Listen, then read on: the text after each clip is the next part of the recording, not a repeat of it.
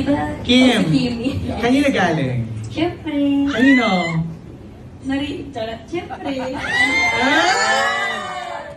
Sa kanya. Kay Paul.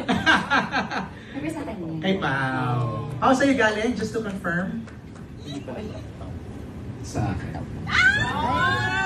Tapos yung post mo, Kim, sabi mo, ay, babae pala ako. Ganun, tama. Yes, ang dami kasing mga babae naglalakad sa daan nung araw na yun. Oo. Siyempre nadadaanan ko lang, galing ako showtime. Dami naman mga naglalakad na nakahawak ng bulaklak. Itong mga to, super naman talaga sa pagka-long hair. Pag-uwi ko na ba, hala, may flowers din pala ako. Girl pala ako. Ganun, yun lang yun.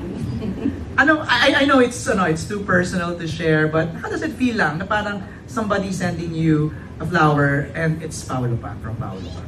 Siyempre nakaka-girl talaga pag bigyan ka ng flowers on Valentine's. Kasi hindi naman yan sa gaano kalaki yung bulaklak, super dami, ganyan. It's the thought that counts. Na naalala ka, oy, thank you. Salamat lang.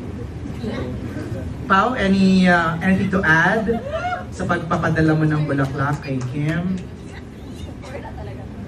Masaya ako na masaya ako.